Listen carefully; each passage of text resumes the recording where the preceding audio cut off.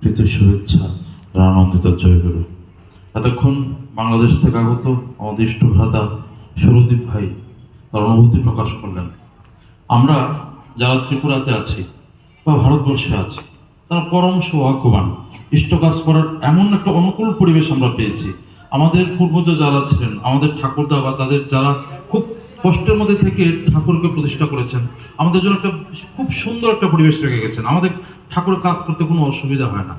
বাংলাদেশ অত্যন্ত প্রতিকূলতার মধ্যে, সেখানে মেজরিটি অন্য ধর্মের মানুষ, অন্য সম্প্রদায়ের মানুষ, নানা প্রতিকূলতা, তার মধ্যেও তাদের যে ইষ্ট কাজের যে বিশালতা, আমি কয়েকবার গিয়ে দেখেছি। ফটিকছড়ি উৎসবে গিয়েছিলাম, গিয়ে দেখি বিশাল ব্যাপার, একটা প্যান্ডেল বানিয়েছে ঠাকুরের, সেটা স্বর্গের মতো। আমাদের রঞ্জননগর সেই প্যান্ডেলে প্রায় 11 লক্ষ থেকে 15 টাকা খরচ শুধু প্যান্ডেলে, ঠাকুরের মণ্ডপে।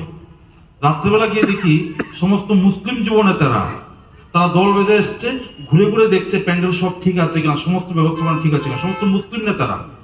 এবং আশেপাশের যত মুসলিম ব্যবসায়ীরা, তারা মাথায় করে চাল ডাল নিয়ে আসছে ঠাকুরের ভান্ডারের জন্য, কেউ তাদের কাছে যায়নি।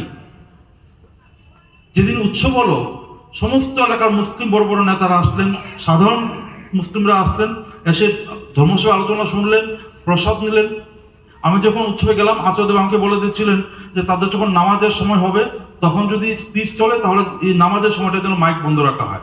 আমি যথারীতি রঞ্জন দাকে কথাটা বলেছিলাম, এবং ধর্মসভা চলাকালীন সময় যখন নামাজের সময় হলো, আমরা মাইক অফ রেখেছি। এই যে ছোট্ট আমাদের একটু গেস্টার, তাতে তাদের মনে আমাদের প্রতি যে একটা সদ্ভাব তৈরি হলো, সেটা অস্বাভাবিক। যে বাংলাদেশে এত গণ্ডগোল হয়, আমরা পত্রপত্রিকায় দেখি যে এত এত হিন্দুদের উপর অত্যাচার হচ্ছে, কিন্তু সৎসঙ্গ মন্দিরের উপরে কারো কোনো আক্রোশ নেই। কারণ আমরা ঠাকুরকে ধরে, আচার্যদেবকে ধরে ওই বিরূপ প্রতিবেশে সবার সাথে সম্প্রীতি রেখে চলতে হয়, তার কায়দা তিনি শিখিয়ে দিয়েছেন। সেখানে এই বিরূপ পরিবেশের মধ্যেও তারা যে বিশাল ইষ্ট কাজ করছে, সেটা অত্যন্ত প্রেরণার। আমি গিয়ে দেখেছি কি কাজ করে তারা। আমরা এই অনুকূল পরিবেশে থেকে যদি এতটুকু না করি, তাহলে সেটা আমাদের দুর্ভাগ্য। যাই হোক, আমি এবার মূল আলোচনায় আসি। কিছু বছর আগে মহারাষ্ট্র থেকে দুইজন বিখ্যাত ইঞ্জিনিয়ার, তারা খুব বড় চাকরি করেন, বড় পদে আছেন, শ্রী আচার্যদেব দর্শনে আসবেন। সে কথা কথা বলছেন যে আজকে আমাদের যে জীবনযাত্রা অত্যন্ত ফাস্ট, খুব ব্যস্ততম জীবন, সকাল থেকে রাত্র অবধি আমাদের দৌড়াতে হয়। এই ব্যস্ততম জীবনে আপনাদের এই ঠাকুর, দীক্ষা, প্রার্থনা, ধ্যান করা, সৎসঙ্গ, এগুলির উপযোগিতা কতটুকু বা সময় বা কোথায়? আজকে আমাদের তো সময় নেই। তখন শ্রী আচার্যদেব বলছেন, এই যে আপনি ফার্স্ট লাইফের কথা বলছেন, সেই ফার্স্ট লাইফ তো মেশিনের হয়। মেশিন যে ছপাচপ ছপাচপ প্রিন্ট করে চলেছে, ছপাচপ ছপাচপ মেশিন প্রোডাকশন দিয়ে চলছে। এই ব্যস্ততম লাইফ দিয়ে প্রোডাকশন বাড়ানো যায়, কিন্তু ক্রিয়েটিভিটি বাড়ানো যায় না। যদি ক্রিয়েটিভিটি বাড়াতে হয়, তাহলে একটু শান্ত হতে হয়, একটু বসতে হয়, একটু অবসর প্রয়োজন হয়। আর এই ব্যস্ততম জীবনের মধ্যে এই একটু নিজেকে সমাহিত করে একটু বসার জন্য আধ্যাত্মিকতা প্রয়োজন, ঠাকুর প্রয়োজন। আপনি এত ব্যস্ত, তাই আরো বেশি প্রয়োজন ঠাকুরকে ধরা, তার বিধান মেনে চলা। তাহলে ব্যস্ততম জীবনটা আপনাকে মেশিন বানিয়ে দেবে। এবং বাস্তবিক তাই হচ্ছে। আজকে আমরা বিজ্ঞান এবং প্রযুক্তির চরম উন্নতি দেখতে পাচ্ছি চতুর্দিকে। এই যে উন্নতি, তার উদ্দেশ্য কি? আমাদের জীবনটাকে সহজ করা। কিভাবে জীবনটাকে সহজ করা যায়? সবকিছু। আগে যে আমরা মায়েরা দেখতাম জল আনতে অনেক দূরে যেত কলসি নিয়ে, এখন প্রত্যেকের ঘরে জল। আগে ইলেকট্রিসিটি ছিল, এখন ইলেকট্রিসিটি আছে, এখন এসি আছে। এখন আমাদের আগে চিঠি লিখে কমিউনিকেশন করতে হতো, এখন মোবাইল ফোনে ভিডিও কল করতে পারি। সে পেরিয়ে এখন আর্টিফিশিয়াল ইন্টেলিজেন্সের যুগ হয়ে গেছে।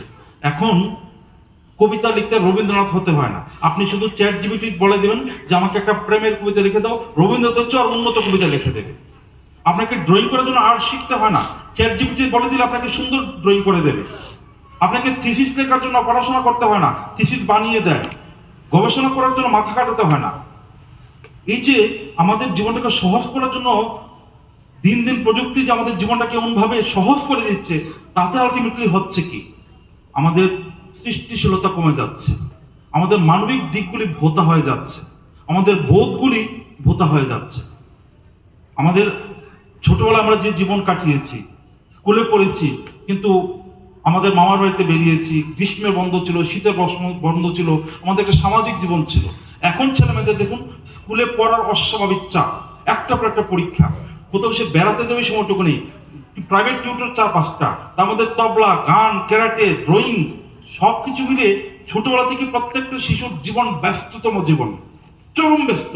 আমি আমার মেয়েকে দেখি, অনেকের ছেলে মেয়েকে দেখি, চরম ব্যস্ততম জীবন, অ্যাভয়েড করার উপায় নেই। এই সমাজে টিকে থাকতে হলে সেই ব্যস্ততম জীবনের মধ্যে যেতে হবে। কিন্তু এই যে ব্যস্ততম জীবনে আমার ছেলে মেয়েটা ঢুকতে কি কি হচ্ছে, সে বহু কিছু জীবন থেকে হারিয়ে ফেলছে। সে হারিয়ে ফেলছে সামাজিকতা, সে হারিয়ে ফেলছে পারস্পরিকতা, সে হারিয়ে ফেলছে দায়িত্বশীলতা। শ্রী আচার্যদেবের কাছে একটি মা তার ছেলেকে নিয়ে গেছেন, গিয়ে বলছেন আমার ছেলে এবার মেডিকেলে চান্স পেয়েছে, ডাক্তারি খুব ভালো একটা কলেজে চান্স পেয়েছে। তখন আচার্য বলছেন সে ডাক্তার হয়ে কি হবে তাতে কিচ্ছু আসে যায় না, সে ঠাকুরের কি কাজে লাগবে, ঠাকুরের মানুষের কি কাজে লাগবে সেটা বলুন। যদি ঠাকুরের মানুষের কাজে না লাগে এই ডাক্তার আমার প্রয়োজন নেই। ডাক্তার হচ্ছি, রোগী দেখছি, প্রচুর টাকা রোজগার করছি, বিশাল বাড়ি বানাচ্ছি, গাড়ি কিনছি, প্রতিষ্ঠা হচ্ছে, কিন্তু সমাজের জন্য আমি কি করছি? একটি ছেলে গেল, তার মা গিয়ে বলছে যে আমার ছেলে এবার পরীক্ষা ফার্স্ট হয়েছে। আচার্য বলছেন তুমি ফার্স্ট হয়েছো, আমার খুব আনন্দ হয়েছে, তুমি কি নিজের কাপড়গুলো নিজে কাচতে পারো? বলছেন না। কখনো ঘর ঝাড়ু দিয়েছো? বললেন না। কখনো মাকে সবজি কেটে দিয়েছো? বললেন না। তাহলে তোমার ফার্স্ট হয়ে কি হবে? তুমি তো জীবনে বেসিক যে তোমার কাজগুলো সেটি তুমি জানো না, তুমি যন্ত্র হবে। আলটিমেট এই যে একটা তীব্র ব্যস্ততম জীবনের দিকে আমরা দিন দিন এগোচ্ছি, তীব্র একটা প্রযুক্তির উন্নতির দিকে আমরা এগোচ্ছি, সেই ব্যস্ততম এবং প্রযুক্তির যে আমাদের উপর প্রভাব, সেটা কিন্তু আমাদের দিন দিন যান্ত্রিক বানিয়ে ফেলছে, রোবট বানিয়ে ফেলছে। আর এই জীবনের সাথে যদি ব্যালেন্স রাখতে হয়, তাহলে শ্রী শ্রী ঠাকুর ছাড়া, সৎসঙ্গ ছাড়া, আচার্যদেব ছাড়া, ডিপি ওয়ার্ক ছাড়া দ্বিতীয় কোনো বিকল্প নেই। না হলে আমাদের প্রত্যেকটা সন্তান এই স্রোতের সাথে মিশে একটা রোবটে পরিণত হবে। জীবনের চরম সংকট মুহূর্তে তারা দিশেহারা হয়ে যাবে, কারণ তারা জীবনের এই সংকটগুলি তারা ছোটবেলা পেয়ে, আজকাল প্রত্যেক মা বাবারই আর্থিক সঙ্গতি ভালো, ছেলে মেয়েকে সামান্যতম দুঃখ কষ্ট অভাব অনুভূতি হতে দেয় না। একটা জামা ছাড়া 10টা জামা দেয়, মোবাইল দিয়ে দেয়, সব আছে তার। এই ছোটবেলা থেকে তার যে আরাম, এই যে সুবিধা, তার সে যখন নিজের পায়ে দাঁড়ায়, তার উপর যখন সমস্যা এসে পড়ে, তখন সে দিশেহারা হয়ে যায়। তাই এই জীবন সম্পর্কে যদি তার ধারণা তৈরি করতে হয়, তাহলে ছোটবেলা থেকেই ঠাকুর ধরে আচার্য নির্দেশ মেনে অবিন্দাদার যে সৃষ্টি দীপক তার সাথে যুক্ত করতে হবে। মানুষের ঘরে ঘরে গেলে কি হবে, সে জীবন সম্পর্কে জানবে। আমার কাছে একটি ইঞ্জিনিয়ার ছেলে আসলো, সে ভালো একটা কোম্পানিতে চাকরি পেয়েছে, তার বিভিন্ন মানসিক সমস্যা, তার মা গিয়ে আচার্যকে নিবেদন করলো, আচার্য আমার কাছে পাঠালো। আমি তার সাথে কথা বলছি, তুমি এত বড় ইঞ্জিনিয়ার হয়েছো, ভালো বেতন পাচ্ছ, তুমি আমাকে বলো আজ অব্দি তোমার আত্মীয় স্বজন পাড়ার প্রতিবেশী কারোর অসুস্থতা রক্ত দিয়েছো? বলে না, সুযোগ আসেনি। তোমার আত্মীয় স্বজন কেউ মারা গেলে কখনো শ্মশানে গিয়েছো? বলে না, কখনো যায়নি। তোমার আত্মীয় স্বজন পাড়ার প্রতিবেশী কেউ কোনো হাসপাতালে ভর্তি দেখতে গেছে? বলে না, যায়নি। এই হলো জীবন। আমাদের ছেলে মেয়ে শিক্ষিত হচ্ছে, ব্রিলিয়ান্ট হচ্ছে, বড় চাকরি পাচ্ছে, কিন্তু সামাজিক স্বাস্থ্যটা তার চরম অবনতি থেকে ঠেকেছে। আর তারপরে কি হচ্ছে, মানসিকভাবে সে ডিপ্রেশনে চলে যাচ্ছে, কারণ একাকিত্বে ভুগছে সে। যখন সংকট আসছে, বিপদ আসছে, সে আশেপাশে কাউকে পাচ্ছে না। আমি ছেলেটাকে জিজ্ঞেস করলাম, তুমি তোমার মা বাবাকে গত 1 বছর কবে প্রণাম করেছো? চুপ করে আছে, একবারও প্রণাম করেনি সারা বছরে।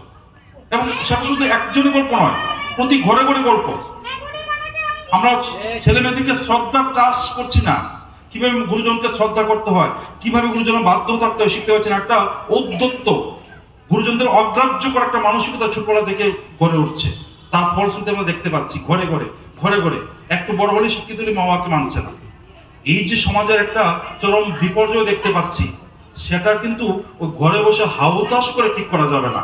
পত্র পত্রিকার খবর দেখছি, নিউজ চ্যানেল দেখছি, আর বসে হাউতাস করছি, কোনো লাভ হবে না। শুরুটা করতে হবে আমার জীবন থেকে, আমার জীবন থেকে।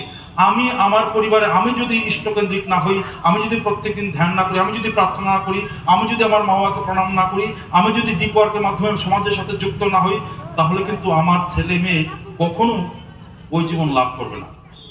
তাই এই যে একটা জীবনের দিকে আমরা এগোচ্ছি, আজকে সারা পৃথিবীতে তাকিয়ে দেখুন, ভালো নেই মানুষ, কিছুদিন আগে এক গুরু ভাই ডিকোয়ার্কে গেল, তাকে একজন বলছে যে তোমাদের ঠাকুরকে কয়জন চেনে? শুধু তো ওই উড়িষ্যা বা আসাম, পশ্চিমবঙ্গ, ত্রিপুরা, সারা ভারতবর্ষে তো অনেকগুলি রাজ্যে এখন তোমার ঠাকুরকে কেউ চেনে না। সারা পৃথিবীতে কজনে চেনে?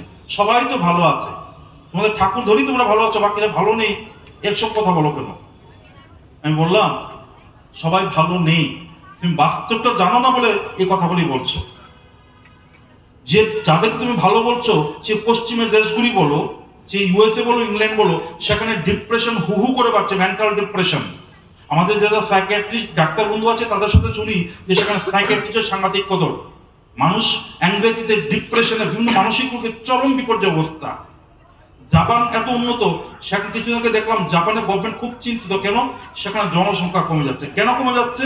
বলছে এই যুবক যুবতীরা তাদের কেরিয়ার নিয়ে তো ব্যস্ত যে কেউ বিয়ে শাদী করছে না, বিয়ে করলে সন্তান উৎপাদন করছে না, তাদের শুধু কেরিয়ার নিয়ে ব্যস্ত। এতটা যান্ত্রিক হয়ে গেছে, জনসংখ্যা কমে যাচ্ছে, লক্ষ লক্ষ বাড়ি, বিশাল বড় বড় বাড়ি খালি পড়েছে, থাকার লোক নেই। কোনো কোনো বাড়িতে বুড়ো বুড়ি পড়ে আছে, ছেলে মেয়ে কোথাও চাকরি করছে, ঘরে পচে মচে আছে, কেউ দেখার লোক নেই। এই হলো ভালো থাকা। এই ভালো থাকা মানে কি? আমাদের স্কুল বেড়েছে, কলেজ বেড়েছে, ডিগ্রি বেড়েছে, শিক্ষিতের হার বেড়েছে, তাতে কি হচ্ছে? মনুষ্যত্ব কমছে, শ্রদ্ধাবোধ কমছে, বিবেক অবনমন হচ্ছে। এটা কি ভালো থাকা? পুলিশ বাড়ছে, থানা বাড়ছে, আইন বাড়ছে, আদালত বাড়ছে, অপরাধ দিন দিন আরো বাড়ছে। স্ট্যাটিস্টিক্স বলে যে আজকে থেকে 10 বছর আগে প্রতি 1000 দম্পতির মধ্যে একটা দম্পতি কোর্টে যেত ডাইভোর্সের জন্য, আর আজকে কাগজপত্রে 13টা দম্পতি যায়। এটাই ভালো থাকা। কাগজপত্রে বলে যে 10 বছর আগে যে হারে শিশুদের মধ্যে অপরাধ প্রবণতা ছিল, আজকে সেটা 47% হয়েছে শিশুদের মধ্যে অপরাধ প্রবণতা। ড্রাগ এডিক্ট ভারতবর্ষে প্রতিদিন 50,000 শিশু নতুন করে ড্রাগ নেয়। এই হলো ভালো থাকা। আমরা আসলে ভালো থাকা বলতে কি বুঝি? যে অন্ন, বস্ত্র, বাসস্থান আর আহার নিদ্রা মতন, এই কয়েকটা জিনিস ঠিক আছে মানে আমি ভাবি ভালো থাকা। সেটা হলো পাশবিক ভালো থাকা। পশু এরকম ভালো থাকে, আমি পশুর মতো ভালো থাকাটাকে ভালো থাকা ভাবছি। আমার মনুষ্যত্বের উত্তীর্ণ হচ্ছে কিনা, আমার জীবন চলন উন্নত হচ্ছে কিনা, আমার বিবেক কখনো আছে কিনা, সেই বোধ আমাদের নেই। এই ভালো আছে কি নেই, এই বোধটুকু নেই। আর এই ভালো যে থাকা যে আরো ভালো, তা যদি জানতো তাহলে আচার্যের সঙ্গে যেতে হয়। তাই আজকের এই প্রযুক্তিময় যুগে, ব্যস্ততম যুগে, যান্ত্রিক যুগে আমাদের প্রত্যেকটা ছেলে মেয়ে যদি ঠাকুরের সাথে যুক্ত না করি, ঠাকুরের বিধান আমাদের প্রত্যেকটা পরিবারে যদি দৈনন্দিন পালন না হয়, তাহলে কিন্তু চরম বিপর্যয় আমাদের সম্মুখে। Artificial intelligence